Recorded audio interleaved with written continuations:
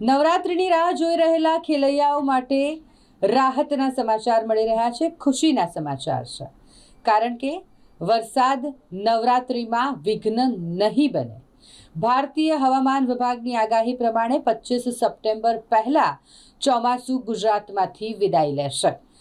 આવતા સપ્તાહથી જ ચોમાસું વિદાય લેવાની શરૂઆત કરશે, એટલે 25 સપ્ટેમ્બર પહેલાં ચોમાસું વિદાય લઈ લેશે અને એટલે આ વખતે નવરાત્રિમાં વરસાદનું વિઘ્ન નહીં નડે તેવી ભારતીય હવામાન વિભાગની આગાહી છે. દક્ષિણ ગુજરાતથી ચોમાસું વિદાય લેવાની શરૂઆત કરશે. જે રીતે શરૂઆત ચોમાસાની દક્ષિણ ગુજરાતથી થાય છે, તે જ રીતે ચોમાસાની વિદાયની પણ શરૂઆત દક્ષિણ ગુજરાતથી થવાની શરૂઆત થશે. 22 તારીખથી નવરાત્રિની શરૂઆત થવા જઈ રહી છે અને આ પૂર્વે એવા સમાચાર મળ્યા હતા, એવી આગાહી હવામાન વિભાગે કરી હતી કે 30 સપ્ટેમ્બર સુધી ભારે વરસાદ વરસવાની શક્યતા છે.